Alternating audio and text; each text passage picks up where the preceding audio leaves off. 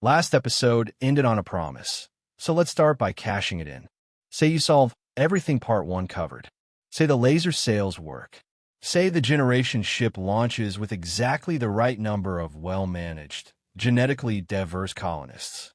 Say the relativity trick lands, and a crew genuinely does step off a ship having aged only a few decades while a few centuries pass at home.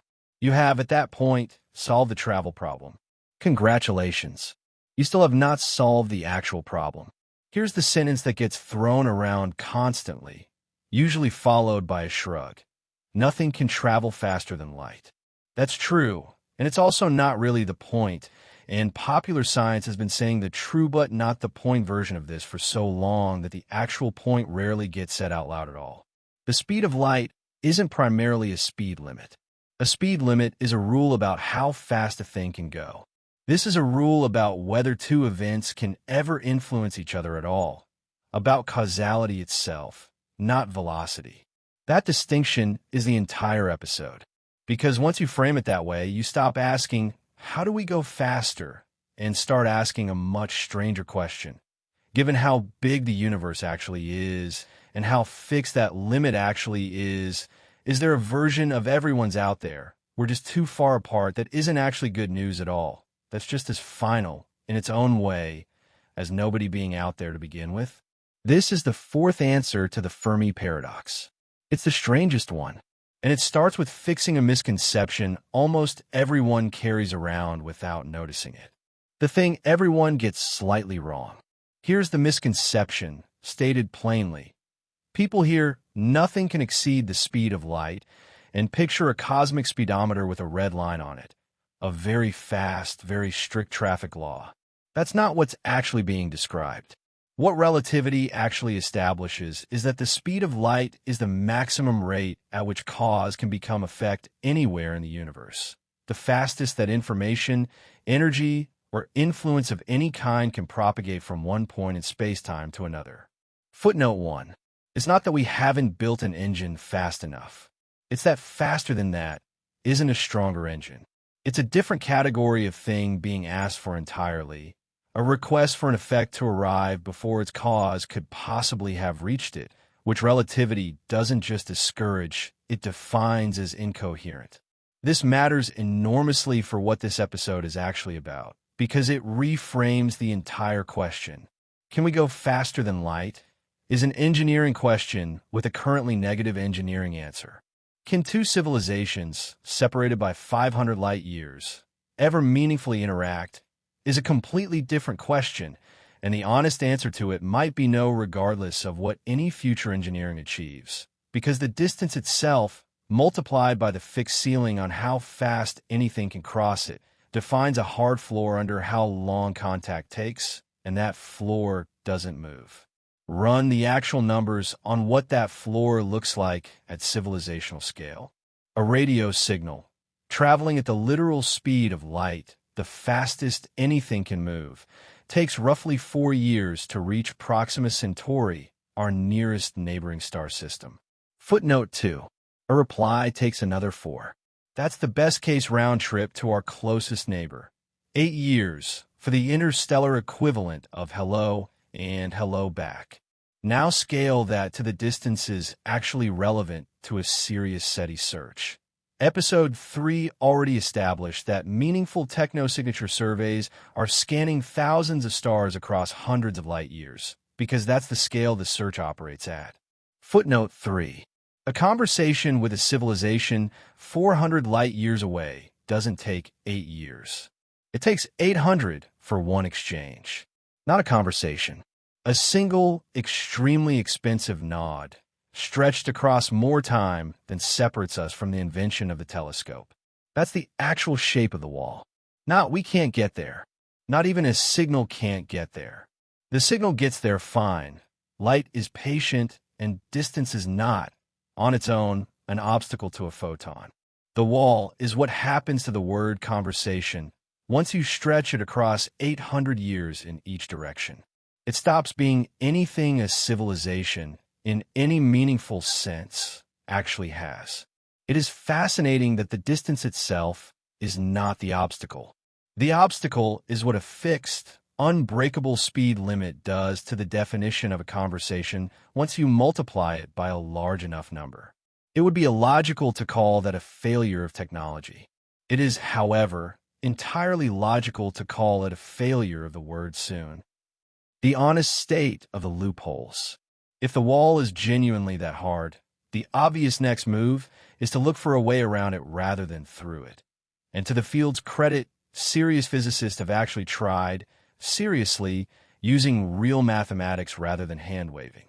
Here's the honest state of that research, without either dismissing it as fantasy or overselling it as imminent. The best-known attempt is the Alcubierre metric, proposed by physicist Miguel Alcubierre in 1994. Footnote 4. The core idea is genuinely clever and worth stating precisely, because the popular version of it is usually wrong. The Alcubierre drive doesn't move a ship faster than light through space. It proposes contracting space-time in front of a ship and expanding it behind, so the ship rides inside a bubble of flat, ordinary space while the space itself does the moving. Nothing inside the bubble ever exceeds the local speed of light. The bubble from the outside can arrive faster than light would take to cross the same distance conventionally. It's a genuine, mathematically valid solution to Einstein's field equations. It is not, and this is the part that matters, remotely close to something anyone can build. The reason is exotic matter, specifically a region of negative energy density required to hold the bubble's geometry stable, and Alcubierre's original 1994 calculation put the amount required at more mass energy than exists in the entire observable universe. Footnote 5. That's not expensive. That's a number specifically designed by the mathematics itself to communicate, do not attempt this. For decades, that number was treated as close to a permanent refutation. Here's the genuinely current part of the story, and it's the part most popular coverage hasn't caught up to yet. Research published between 2021 and 2024 has revisited the Alcubierre metric with revised bubble geometries, and, in some formulations, found configurations requiring dramatically less exotic energy than the original proposal, several orders of magnitude less, with at least one line of research proposing a version requiring no negative energy at all, only large but conventional positive energy densities. Footnote 6. That a real, current, actively debated shift in the field. It has not closed the gap to buildable. The revised energy requirements, even at their most optimistic, still sit at scales no civilization at any currently foreseeable technology level could plausibly generate or contain. But narrowing an impossible number by several orders of magnitude and solving the problem are different claims, and this show is going to be precise about which one is actually true.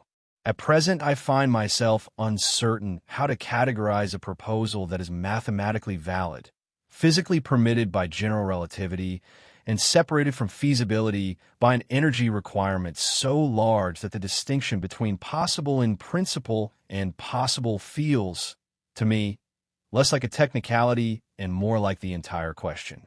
A cautionary tale about wanting it too badly. Not every attempted loophole is theoretical exotic matter physics. Some are much more mundane, much more recent, and much more instructive about how badly the field wants this wall not to exist, which is exactly why this section belongs here.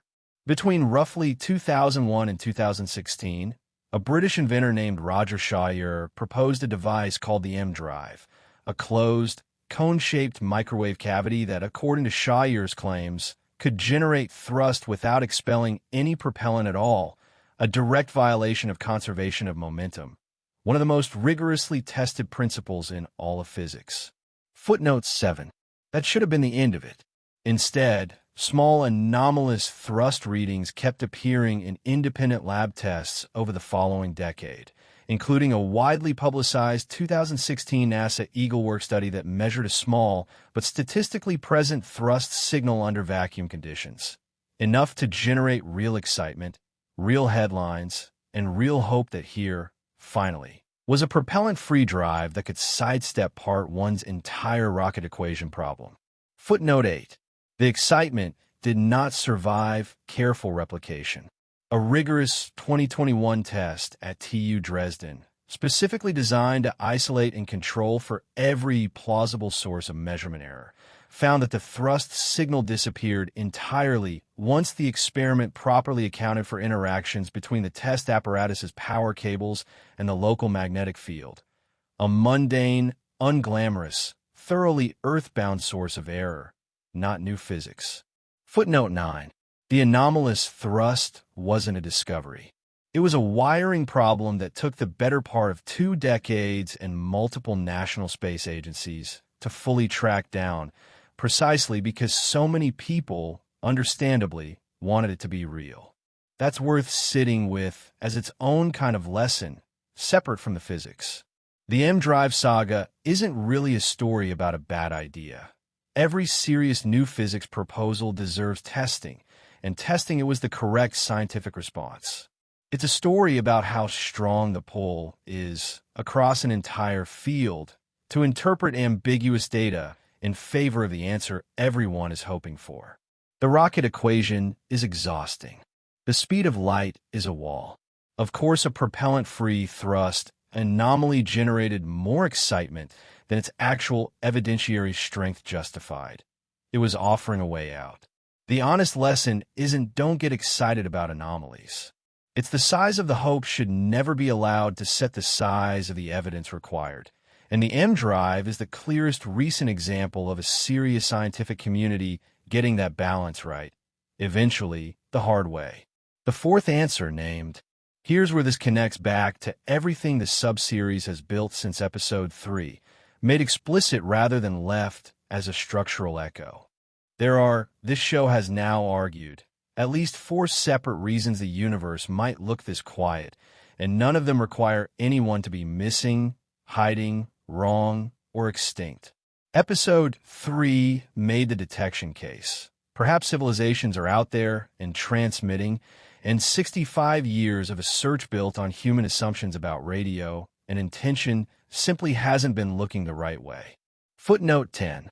The Great Filter made the timing case. Perhaps the improbable step that filters out nearly every civilization sits ahead of us rather than behind us. And the silence is a track record still being written rather than a final verdict. Rare Earth hypothesis made the population case. Perhaps the specific, non-repeatable stack of astronomical and geological luck required for complex, technological life is so improbable that the pool of anyone out there to detect at all is simply catastrophically small. This 2-part episode makes the 4th case, and it's the strangest of the 4 precisely because it doesn't require any of the other 3 to be true. Grant, for the sake of argument, that civilizations are common. Grant that most of them are past whatever their own great filter turn out to be. Grant that they're broadcasting exactly the kind of signal episode 3 said to look for, using exactly the right frequencies, and that our instruments are pointed at exactly the right patch of sky at exactly the right moment. None of that produces contact if the civilization in question is 400 light years away, because contact, real, 2-way, meaningful contact, requires a round trip. An 800-year round trip isn't a slow conversation. It's not a conversation in any sense a civilization, a culture, or a single continuous institution could actually hold. Governments fall in less time than that. Languages drift into unintelligibility in less time than that. The species on one end of that exchange might not resemble, culturally or even biologically, whatever sent the original signal by the time a reply lands. This is the part where we are not alone, and we are, in every practical sense, alone stop being opposites. The universe can be teeming with intelligence, past its filters, correctly transmitting and correctly listening, and functionally, for any given civilization's own lived experience, indistinguishable from empty.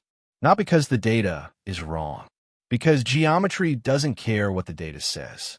If life can find a way to say hello, It will just take the hello 800 years to arrive and the hello back another 800 to return, by which point, statistically speaking, nobody currently alive on either end asked the original question, and somebody's going to have to explain to whoever's listening in the year 2826 what exactly it was we were hoping they'd say. What this doesn't mean. It would be easy to end this episode on pure bleakness, and per this channel's entire editorial identity, that would be exactly the kind of comfortable, if inverted, answer worth resisting. We're permanently, tragically alone is just as lazy a conclusion as the universe is definitely teeming with company we simply haven't met yet. Neither is what the actual argument supports. What the geometry argument actually establishes is narrower and, honestly, more interesting. It doesn't rule out contact. It rules out contact on any timescale a single generation or a single civilization's continuous memory would experience as relevant. A message sent today could genuinely arrive somewhere, genuinely get answered, and genuinely matter to whoever exists on both and 1,000 years from now, capable of receiving something sent by people who no longer exist in any form those recipients would recognize, and choosing to answer people who won't be there to hear it. That's not the same as nothing happening. It's a radically different definition of what happening means, stretched across a timescale built for civilizations rather than individuals. Closer to a message in a bottle deliberately thrown by an entire species, addressed to whoever exists on the other end of deep time, than to anything resembling a conversation as any of us would recognize the word. That reframing also does something quietly useful for the argument this whole two-part episode has been building. It means part one's failures, the flyby probe that can't stop, the generation ship's centuries-long commitment, the one-way severance of relativistic time dilation, aren't really separate problems from this one. They're the same wall, showing up at every scale this show has looked at it from. Whether you're trying to move a spacecraft or a sentence, the universe charges the same toll, time, at a rate fixed by distance, that no amount of cleverness has yet found a way to discount.